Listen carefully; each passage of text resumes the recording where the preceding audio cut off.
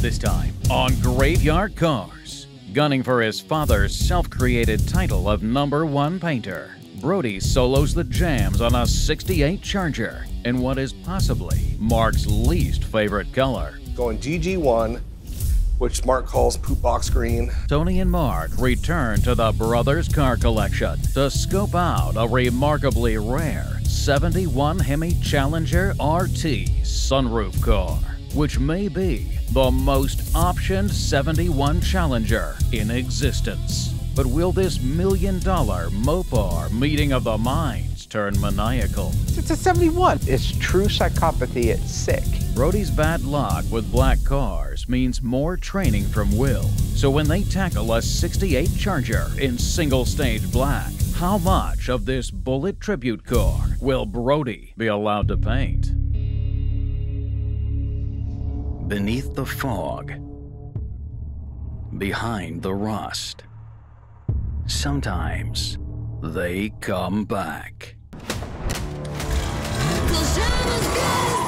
There's only one internationally recognized Mopar master, Mark Warman, joined by his friends, family, and dream team, the Ghouls. Nobody wants to take on the stuff that we take on. Reviving the past, 100% untouched survivor. resurrecting the icons of American muscle, We are the Shaolin priests of Mopar. uncovering stories, It's the baddest car we have here. and restoring dreams, The most iconic muscle car on the planet. putting cars back where they belong. On the road. Here we go. Beyond a passion. Oh, that's wild. One man's obsession with Mopar perfection. This is Graveyard Carz.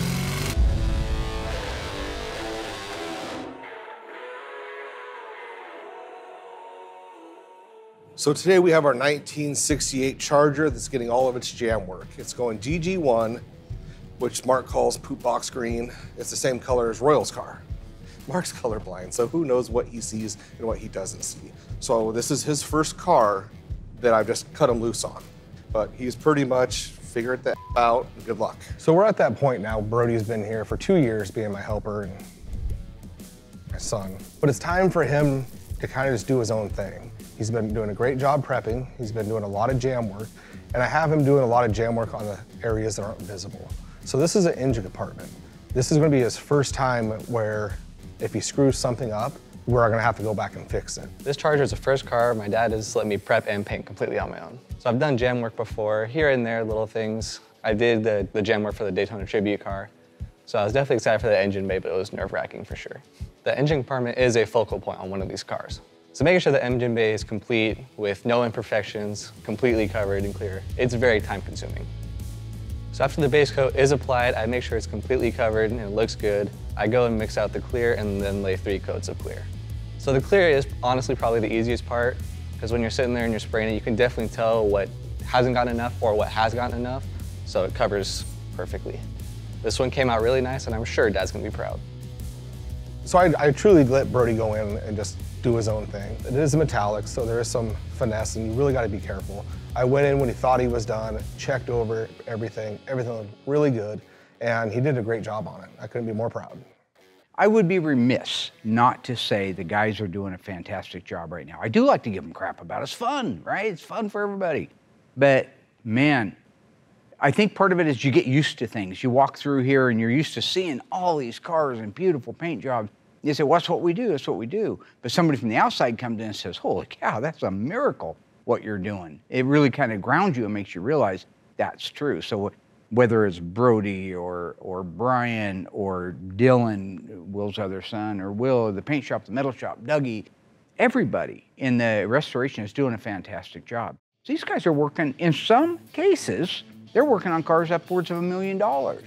If you go back and you look at Wendell Malmberg's 1971 Hemi Cuda, you know, that is $1 million car today. It's all numbers matching and we saved it. Mr. Torino's 1970 Coronet RT, one of only 2 ever made, only one left in the world. That's about a 1.5 million, maybe more now with the inflation and everything. But the guys who worked on it as it went through the shop treated it exactly like every other car, like a 66 Hemi Charger or like a 72 Duster. Their goal is to maintain a constant operating procedure on every single car as a team. It can't be overstated that they are doing a fantastic job, and I really believe we are the premier auto restoration shop in the country, at least for the Mopar cars. So when I'm doing a complete paint job on a base clear, it takes me about 2 days. Because with the base coat, it took about 6, 7, 8 coats of color. The last 2 coats are like a drop coat to ensure the metallic laid out right. And we're filming that for you guys at home, so there's just a lot of time into getting the color done and getting it right. We finished with about 3 gallons of color actually going on the car. Once that process is done, it's taken most of the day. I let the car just kind of breathe a little bit, gas out completely, come in the next day, do my clear coat, everything, the body lines come out sleek, and this car's amazing. So one of the things that I find funny, because it's kind of an anomaly, cars will come through here in a series, in pairs or triplets, right? You've just seen us paint a green 68 Dodge Charger. A couple episodes ago, we delivered a 1969 Hemi Charger. It's absolutely beautiful. Now we're working on a 68 Charger that's getting painted black. However, this particular car has been here a long time waiting. I bought this car about 5 years ago. When I bought the car, it was all painted up like a General Lee, but it was a good car. It was a 383 4-barrel factory car, and it was a solid car. So when a guy called me up and said, hey, I'd like to have a 68 Charger, I want to paint it black, I want to do all these cool things, 392 Hemi, all this stuff, I thought that's probably the best candidate I have for it, which kind of gets us to where we are right now. This guy wanted to have the 392 Mopar crate engine from seeing our SEMA CUDA for 2016. That's what really got him in love with the idea. He wanted the Tremec 6-speed manual transmission in it, Dana 60. He wanted to paint it black because bullet, right? The 68 Charger and bullet's black, everybody wants one. So, you know, I got no problem with doing all those things because I do think the Mopar Performance drivetrains is an absolute breeze to put in these cars now. The only thing I probably would change differently today, I probably would have done the 5-speed versus the 6-speed, because when you look at those guys fitting it in that car, you can see they're cutting up the floor. They're modifying things. They have to raise it way up. A lot of things have to change to get that to fit. Yes, it's a great transmission, but it does detract from some of the Mopar originality. So even the fact that we had to make modifications, major modifications to the floor, we've done it before. You can see that he had to raise the floor height up, he had to cut the transmission crossmember area out for the torsion bars. But he was able to modify the floor, and in this particular case, it's the first time we've ever done it, he figured out how he could make the console work with the 6-speed transmission. And we may have to play around with the shifter height a little bit here down the road, but overall it would all fit in there and only be just a little bit higher than they normally set, console to seat depth. I am going to be jamming the doors and fenders for a Charger in black, and I'm definitely excited for this. So when it comes time to this black Charger, it's a pretty cool car. Couple reasons. Why? It's a 392. Secondly, you know, this was kind of like Brody's baby, and it's a black car. So I trusted him from start to finish without hovering over him. He would block the car, get it ready, asked me to double check something, I'd double check it, but this was his project to take from start to finish, and he did a great job. It'll be interesting because I've always struggled with this color, so, but first time's a charm. It's nice to finally be able to get turned loose on all this other stuff and just kind of work my way up towards a bigger project like a car. It's exciting for sure.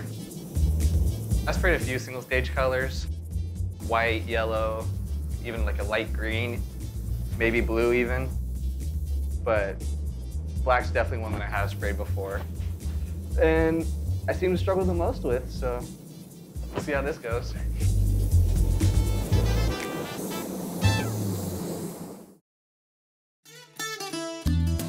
All right, we have a 1968 Charger that is going black.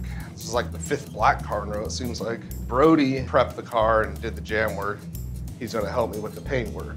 So normally we would go in there and seal it. And you don't have to go on a solid color. Yours and Anthony's prep work has been really good. I don't feel like you guys missed anything. Now on the body of the car, I'll probably end up doing all of it myself just because there's no room for error, but I want you in there really watching, because I know you struggle with black for whatever reason. Because when it comes to the parts, you're gonna do a lot of your painting on those parts. Then before you know it, you and Anthony will end up painting everything. And then I'll come out here distracting you guys. I might just sneak in here on a weekend and see what I can do. See, that's that same I do to Mark. It's all full circle. Good to go. Clear's basically already in it, right? Oh, you did so good. Don't. The base is already in the single stage. The clear is already in it? Anyways, I'll be looking for new helpers. Number one painter, yeah, look, hit me up there. Let's see if we can find someone that knows the difference between base coat and single stage and clear coat. It's only been 2 years. How'd that go last time you tried to find a helper? Why is it 100 degrees? Haven't touched it. 65, 65, sweet.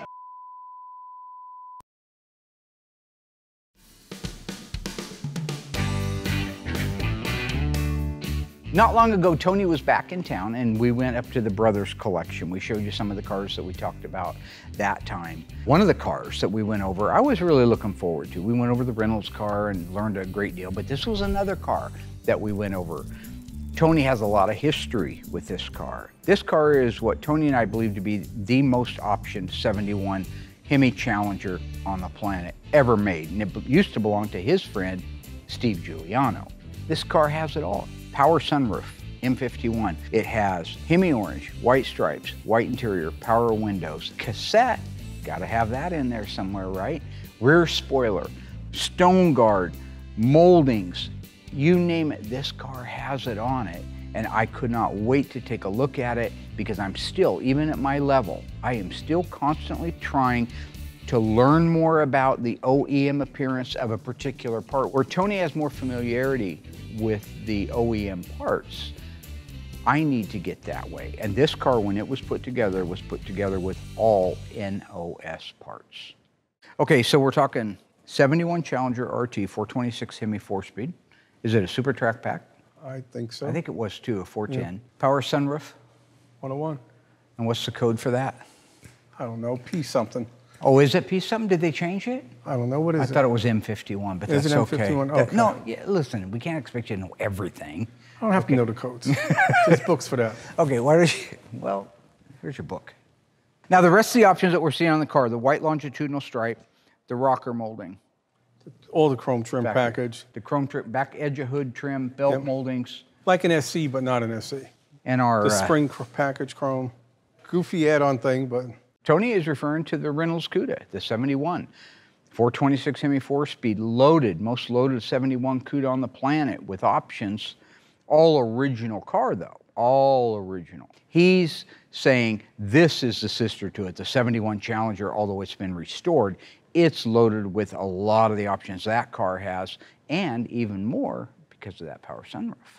So you were saying that the 71 Hemi Cuda is the most optioned. This probably isn't far behind it. For Challengers, yeah. For a Challenger, right. I don't think there's too many things that are not optioned on this. When Tony's referring to all those moldings in it being optioned like an SC, this car is not an SC. They did not build a 1971 Challenger Special Edition. It just happens to have a lot of the options that the 70 would have if it was a real, say it was a JS29 car, a real RT SC Challenger. Somebody went right through there and clicked every one of them, making it just an incredibly rare car. I believe it's probably the highest option 71 Hemi RT Challenger. And if not the highest option, at least the coolest option one. And a funny story about the car was, I mean, I know it because Steve had bought the car. Well, technically, I had to buy the car because the seller went dark on Steve. He kept trying to get a hold of him and he just wouldn't respond to him. So I had to step in and on paper, I bought the car on Steve's behalf. Is this a power window car? Yes. Power windows, cassette deck, obviously shaker. Air conditioning? Sure. Couldn't get air conditioning on a 426 Hemi. Oh, it's got 5 speakers. 5 speakers, it's mandatory with the R36 radio. No rear defrost. It has no rear defroster. Has the pedal dress. This has the later buttons, the true 71 buttons. This was a March built car, I believe. Oh, the button seat? Yeah, that's a good example of it. I'll tell you something else. The seat thing that Tony is pointing out there, the 1970 E-bodies, up through about mid-year or so, right in that range, all shared the same type of a hinge assembly for the bucket seats that make it go forward and backward. The backing, the button, they all use that same one. Then with just a subtle change, they went to a one-piece back cover mid-year, depending. Malmberg's had, his was built in May of 1971, and it still had the 70s style backing on it. But we have seen many of them with that rolling change that went to the one-piece back, the chrome push-button knob on it. This particular car did have that, and I believe this car was a March of 71, so it would make perfect sense for them to be there. Aren't those the original lug nuts? Do they have little, like, nipples on the end of them? Steve was meticulous, like fanatical, you could say, and that was his passion, to make the car as correct as possible. I mean, original exhaust system, hardware, I mean, down to, like I mentioned about the lug nuts. The original assembly line lug nuts had a small bump, like a nipple, on the end of the chrome lug nut. They weren't really serviced like that, so you might have to get them from assembly line workers that took stuff out, and they were known as lunch pail parts. And he would run ads a lot of times in Detroit looking for parts because you would find old assembly line workers that just had this stuff laying around. How about the valve stem extensions? They have a little hole in the end, or is it a round ball? That's a round. It's just a round peg thing, yeah. That's a later replacement one, yeah. The correct valve stem extension was a black extension, had a white insert at the end of it that was flat and had a little hole at the end of it. Now, you guys don't realize this, but Tony is, I say not arguably, the most knowledgeable guy on the planet when it comes to parts. That's all he's done since he was old enough to hold a part in his hand. And he did it in the day when it was available. And he knows the minutia. I believe it says Schrader on it somewhere, if I remember correctly. It's been a long time since I looked at one. But he would source those and put them on the car because all the cars that had full wheel covers or trim rings used a valve stem extension in that era. It's amazing. It's absolutely amazing. Not amazing that he knows it, amazing that he can remember it. Hell, I've forgotten more than I ever knew. The later version, or even at the time, the service version valve stem extensions, I've seen them with metal balls instead of the white plastic, and the later ones were white plastic, but they were domed, and they weren't flat on the end, and didn't have that little hole in the end. So this one doesn't have the assembly line NOS. I got you. Anything unique? You know the car, it belonged to Stephen Giuliano? I know way before him.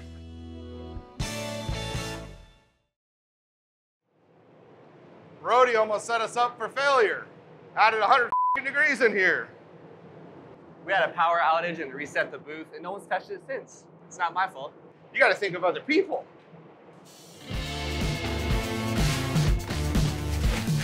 Same stuff. So I'm going to start in the back, watch how it goes, and just be a human. I am your son, so. I don't. So when it came time to paint this car, one of the reasons I had no problems with it is because it was black. That does show every little imperfection, but what it does is, if he makes a mistake jamming the car, I can go back in there, spot it in, no big deal. You make a mistake on the outside of the car, you're either repainting half the car or the whole car, it's a big fix. But with black, I can cut him loose. If he screws up a door, that's okay. We can fix it and just reshoot the door. So I had no problems his first paint jobs being on a black one.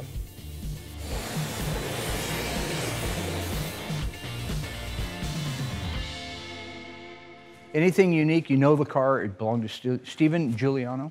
I know way before him. Well, originally, it was used in some kind of promotions with Bobby Hull, the hockey player, and then I believe it was originally sold to a Detroit Red Wings player, Gary Unger.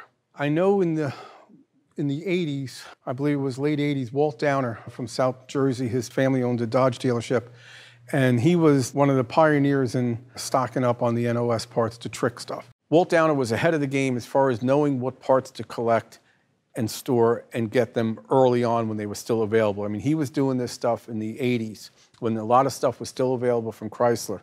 And he, hoarded the parts for his own cars. And, he had a lot of cool cars throughout the years. He had some Hemi E-body convertibles. But this was his 71 Hemi Challenger RT sunroof car. And because he collected these parts and these cars, he threw everything he had at this car during its restoration. So the parts on this car would be impossible. I don't want to say next to impossible. No, it would be impossible to find today to put on another car again. And then it got sold to the Otis Chandler collection. Yep. And Very wealthy investor. oh yeah, yeah. He owned the LA Times.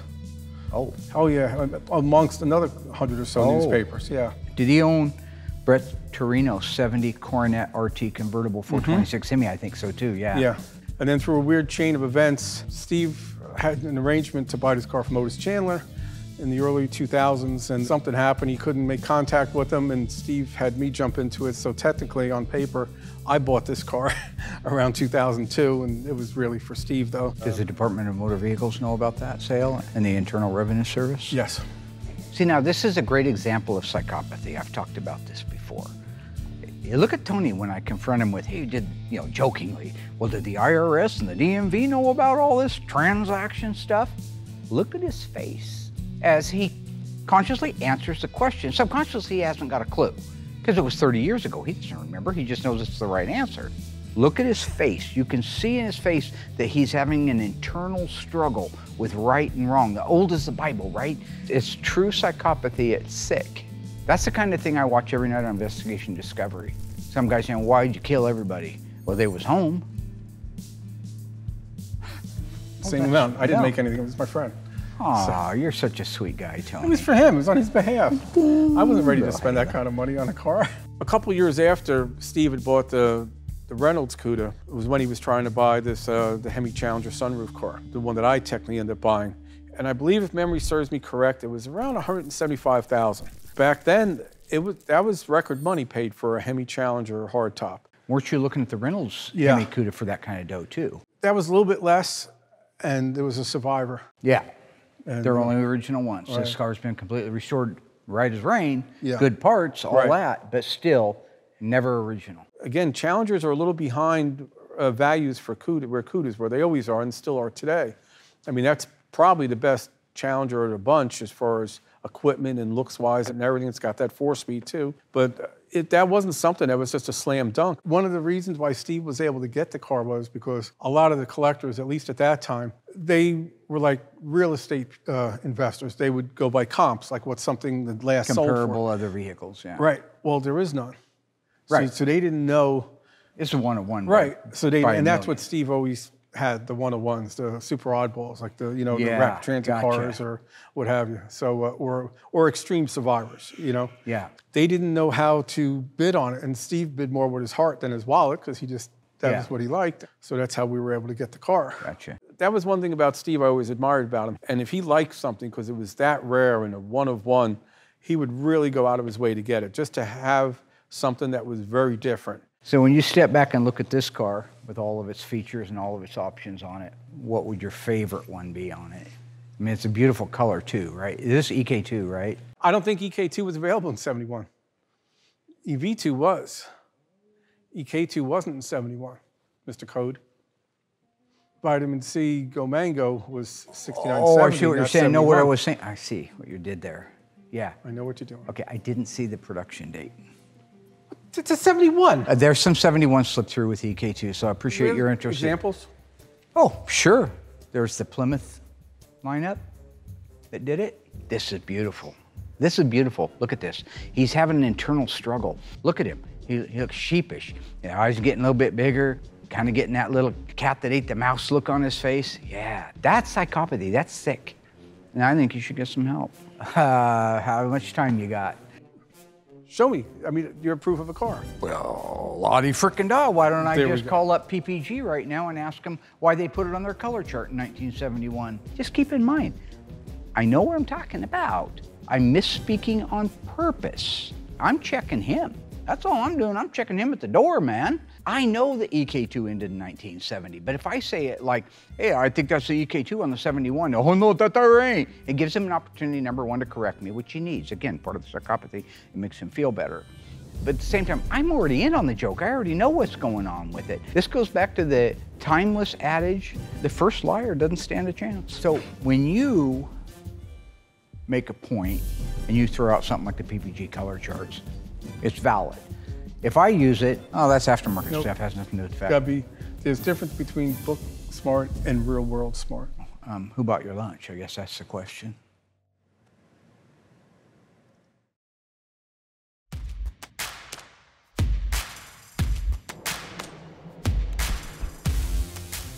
went pretty good. Did you pay attention? Yes, I watched you. Okay. That was single stage. Yeah. Whew. Again, #1 painter. Send all resumes. You tried that last time. That's why I'm here. No, for different position. You're fine. We're not hiring. Yeah. I'm not quite ready to cut him loose on the body of a car, you know, so I think for right now it's important to keep the gun time going, keep him in the direction that I have him going in. Then he just comes in and shadows me when I'm doing these final paints and kind of learn as much as he can. All right, so we're mixing up our black single stage. You remember the ratios, Brody? 4 to 2 to 1. It only took you 2 years. Nope.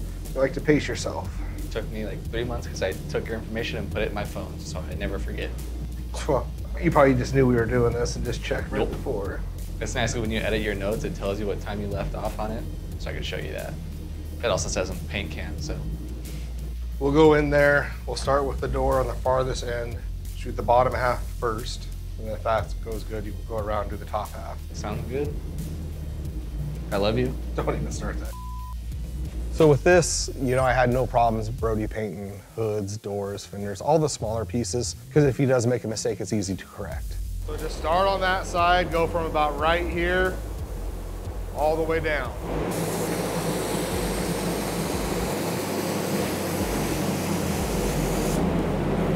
That's spraying weird. What? This sounds weird.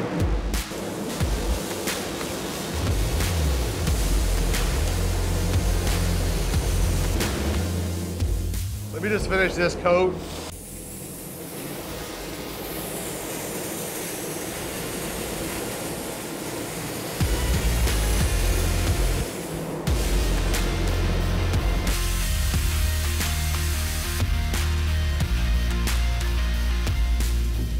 When I get home, Layla's always like, "Dad, you're dirty." Here's why.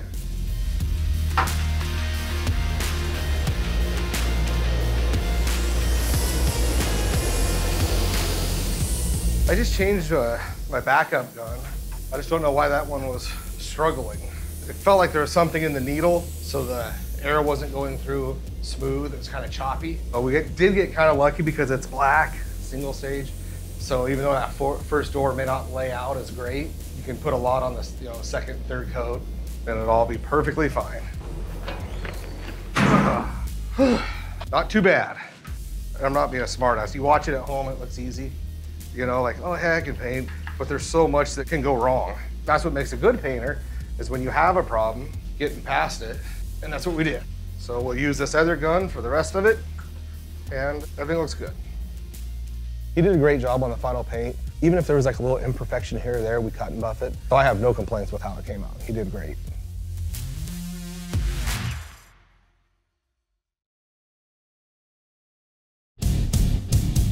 Still to come, Tony challenges Mark on his knowledge of the ultra-rare 71 Challenger. Hold on. The Hemi Cuda that came on the Cuda. The Hemi Cuda.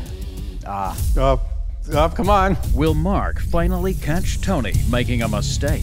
Listen, we can't expect you to know everything. Or will Tony fight back and get personal? That's not orange, that's yellow. No, but it's almost the same color as the car. Mark's colorblind, so who knows what he sees and what he doesn't see.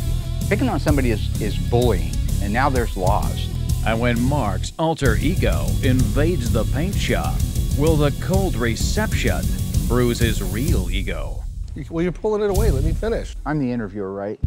Well, I don't know. So if I'm conducting the interview, you guys should be more respectful. Get the scoop when Graveyard Carz returns. So here's another example of NOS part. You said this thing's loaded with NOS Oh my part. God, Walt Downer. Like the guy in the world that did it, that was him. Yeah. So these are NOS pins. So you can see here it's a black phosphate black washer, not a zinc. So that means the little star kind of extruded lock washer is probably on the bottom of it. Yes, it is. Okay. That's exactly right. And you know, the 426 Hemi emblems that go on a Challenger are different from a shaker than they are to the rally hood. And I thought that that was the same on a CUDA. No. So the CUDA is the same emblem. Hold on. The Hemi Cuda that came on the Cuda.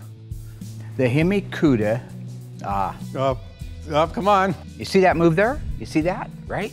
I'm well aware that the 1970-1971 Cuda with a 426 Hemi was never available with the bulge hood, J54. Oftentimes it's on the LA cars listed there, but it's not supposed to exist. See, I speak because I'm trying to keep the people at home from falling asleep. So you misspeak, you mean? I'd rather misspeak and know they're awake than bore them to death with finite details. Am I the killer in Scream? Did I kill Billy Madison? Is that how you deflect from an inaccuracy? Yeah, I throw into movie references, and after a while, you give up. That's true. Fender tags, different than the Cuda over there, but this car's been restored. I know, and without seeing it how it was originally, you could see that the screw hole's missing for this other tag. So that means the apron could have been replaced? Could have been replaced, or maybe just never got punched out. Again, hard to tell. Folks, you were talking about possibly the rarest car in the world for a 71 Challenger. Take 1 minute and look at that fender tag. The options this car has, so many that it had to go on 2 fender tags. Now the third one's, of course, the Hemi fender tag. You know, as far as equipment on the car, I mean, this has eyeballs. I mean, it's bright orange, white top, so that just pops on it. But it's got the spoiler front and rear, power windows, a cassette deck, dictaphone. Of course, rally gauges are standard, 4-speed console. It has all the external molding package, has that spring chrome on the front, that big wide stuff on the front, but it has the smaller trim on the belt molding and behind the hood like the SE cars had. I mean, it's just loaded, and it's just a beautiful car. You know, the hood latch mechanism, that's all super trick. Impossible I mean, you to can find see it, stuff. right? Yeah, no way would you ever duplicate that thing today. You'd have to disassemble it and then get the finishes right and then reassemble it the way the factory did. And is that the same release or similar release to 71 Cuda? No. Because it does the same job. Yeah, but it's a different shape out here, Very. right? Yeah. Because that comes above the grill where the Cuda comes into the grill. But here's something that, you know, Steve always had me look at the cars when he was doing them for correctness, and we'd put our heads together. Black, and I don't know why I never picked up on this at the time, but that should be black. That should, yeah. Steve was so meticulous, and he'd have myself and some other people that he felt knew a lot about the cars look at him and say, hey, what's wrong? What am I missing? Is everything right here? Maybe something changed in the time since he sold it, but the latch tray behind the grill is always supposed to be black, and this is painted body color. And I just really sort of have to go back, I got some old pictures and see if it was done like that back then, and I just couldn't see the forest through the trees. I'm looking at markings on hardware, but missed a big part like that right in front of my face. But it looks like an NOS latch. I mean, so much NOS. Look at the colors on the washers in the front. See, remember I showed you before? Oh, yeah. It's got that reddish hue to them, yeah. Which match this part of the latch. The hood latch assembly is a multi-part item, and the finishes on it all vary. It's not like they just had a latch and it got dipped into a phosphate or a CAD coat or anything like that. It's multiple platings on multiple pieces with multiple U's, and it would be impossible to duplicate that today unless you were manufacturing all the parts new and had the same machinery and rivets and tooling to put it together. And stuff like that just can't be done. But everything else underneath here is probably NOS. Yeah, like the wiper motor you could see is, you know. And the yellow running down daub on the master cylinder. Or orange for people that aren't colorblind. That's almost orange like the car, honestly. That's not orange, that's yellow. No, but it's almost the same color as the car. Somebody, tell them. Yeah, somebody tell me. Please, tell me what I don't already know. I know I'm colorblind, okay? I was colorblind at birth. I'm a miracle. I can't see colors. I have no idea how I do what I do. But I shouldn't be bullied over it, you know, picking on me and making fun of me. You know, like something's wrong with me, like I'm sick. Like, I remember him, man, I just saw him the other day and he was fine. No, I'm still fine. I'm just the same colorblind I was when I came out of the womb. Okay, it's orange, fine. You know what? I'd still like to have ratings after this listen episode. to me. What color is the mark on the power steering Oh, pump? here we go. Name that color. I'm just, you know, I love Mark. And I know he's colorblind, and I'm not trying to make fun or pick on that, but the dot on the power brake booster was orange. It was almost the same color as the car. If you know the car is orange, how would you not know that the dot's orange? Oh yeah, that's not making fun of somebody by any stretch of the imagination. Now they have doctors that can expound on this, and I may have to actually have one on the show to explain this to him, and maybe you people out there who seem to think there's something wrong with me because I can't see colors. It's so funny. He's got things wrong with him that he can't help it. I don't point them out to him, right? You know why? Because I take the high road. He goes low, I go high. Mark thought it was yellow. I mean, I know yellow's not terribly far from orange, but this is an orange dot next to an orange car. How could you confuse it? Picking on somebody is bullying, and now there's laws. You can't make somebody push a penny around a toilet seat with their nose in 9th grade because you didn't like that they had a tumor in their foot. That's bullying, that's sick, and there should be something done about it before it's too late. What color? Orangish yellow. That's yellow. Okay. Trey Studios proudly presents the top-rated Mopar-themed news show. This is Graveyard Carz Action News, featuring the only Springfield-based, Chrysler-affiliated comedy journalist, your host, the man with a monosyllabic verb for a name, Scoop Cunningham. Scoop Cunningham here, reporting live outside the paint booth at Graveyard Carz. Right now I'm talking with Will? Brody. Will and Brody Scott. They have finished painting a beautiful job on a 1969 Dodge Charger. The 68, isn't it? Yeah. They just finished laying out a beautiful paint job on a 1968 Dodge Charger that gets a 392 engine. I wanted to just get a in-the-moment feeling from both of you guys. What were your thoughts as you were letting Brody, your son, do some of the first paint work he's ever done on that car? Felt great. Yeah. I mean, expand on that. So it felt great, that's good. What were your thoughts? What were your thoughts on that? It was really exciting, super cool. Did you, were you nervous when you were painting some of your first, I mean, black's a difficult color to have come out right. Did you feel good about it? I felt good, but definitely nervous. Yeah, he felt nervous, folks, and that's one of the things that's gonna happen. I think, Will, is that fair? Did you feel nervous the first time you painted a black car? Absolutely. Yes. Well, you're pulling it away. Let me finish. Okay, go ahead. Yeah, I was very nervous the first time, but after all these years, we got the hang of it. We're able to pass that on to Brody now. Able to pass it on now, the torch, to his son Brody, which I think is very important. Listen, those cars have a lot of style lines on them, the 68, 69, and 70 Chargers, second generation Chargers. Is it fair to say that really all the hard work is done by the preppers and the painters just get all the glory for it? What are your thoughts on that right now, Will? That's absolutely true. Prepping is the most important part of it. And the car's only gonna look good if the prep is right. So I do get the glory of being the one to paint it, but I would gladly pass that over to him or Anthony. What is your call name on social media? #1 painter. Yeah, so my question would be over to you. You've done all the prep work and it came out beautiful, but I don't see your name in lights right now. What's your gut feeling on this thing? Are you getting upset? No, not at all. I mean, you can go on, don't put your phone away. Picture of Brody painting saying maybe retirement can happen. I'm the interviewer, right?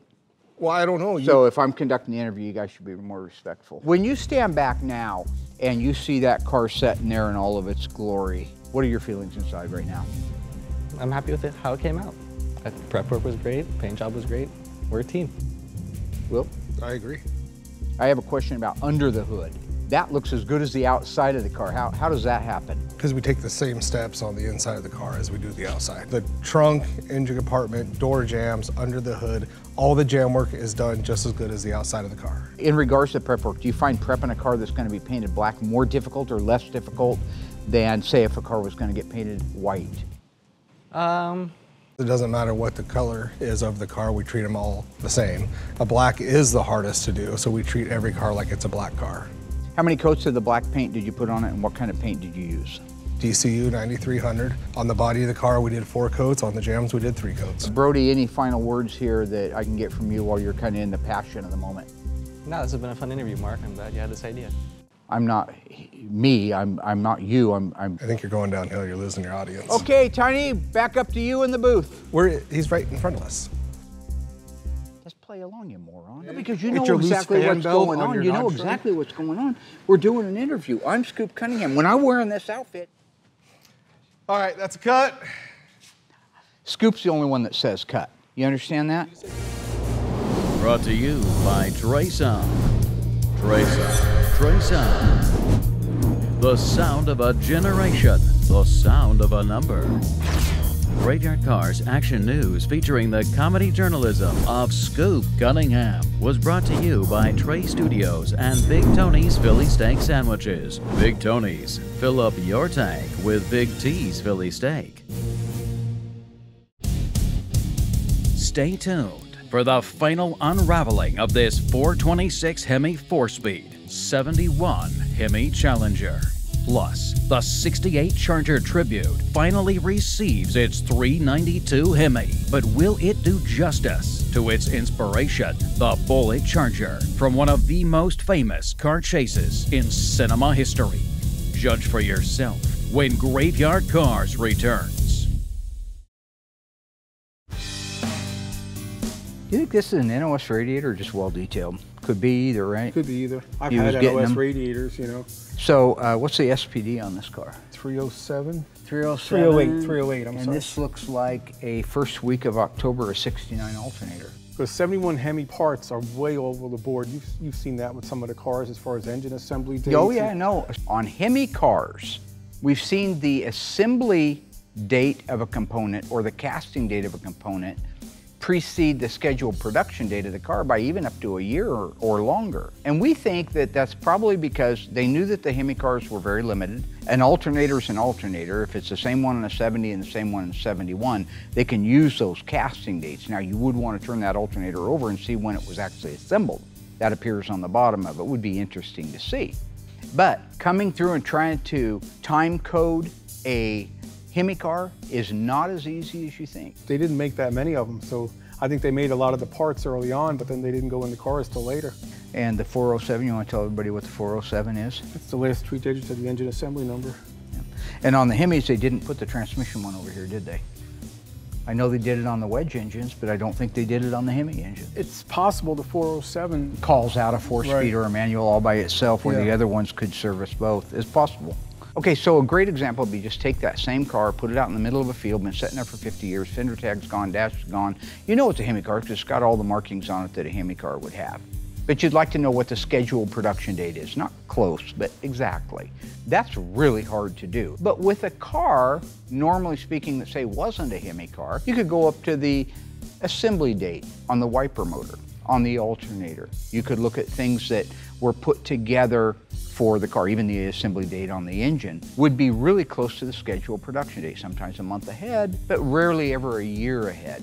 Here we've got an alternator that's got a 69 casting date for a car that was built in March of 71. Now this has an inspector tag, this is the second one I've seen in my life. Yeah. And they hung that one down, but like I say, you can't really trust everything on this because it's been restored. Restored, you know, right. Unless you had pictures of it before. But nicely restored, don't get me wrong. I miss. Well, it's like some of the things you'd just say that 71 Cuda was left outside and needed to be restored. Are you going to redo the drip on the tail panel? Are you going to do the undercoating shooting all over the place? The only reason that works is it started life that way. Right. Otherwise, I've restored it and my hands are on it. So if you would have had a run on your Daytona, you could document it. Would you have wanted, Mike? Probably not. You'd probably want the right, because it's hard to explain on a restored car. You're explaining it the whole time. Yeah, you know? it's all you're doing is, oh, cheap paint job. No, I did that on purpose. Sure you did.